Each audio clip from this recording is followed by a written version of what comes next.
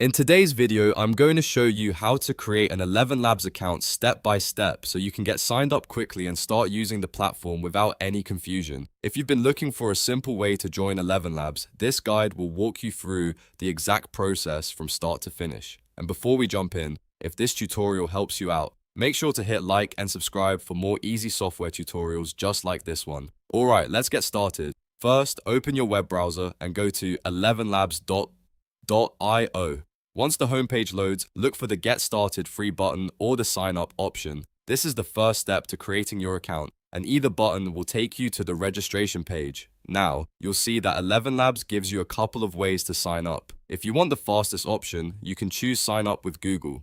This lets you connect your Google account and create your ElevenLabs account in just a few clicks. Just follow the prompts, select the Google account you want to use, and confirm the sign-in process. If you'd rather use your email address instead, that works too. Simply enter your email, create a password, and continue. Make sure your password is strong and something you'll remember, since you'll need it later to sign back in.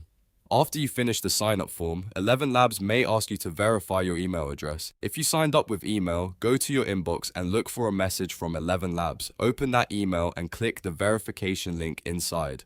This step is important because it confirms your account and helps you finish the setup properly. If you don't see the email right away, check your spam or promotions folder just in case it landed there. Once your email has been verified, go back to ElevenLabs and sign in to your new account. At this point, your account is ready to use, and you can start exploring the tools and features available on the platform.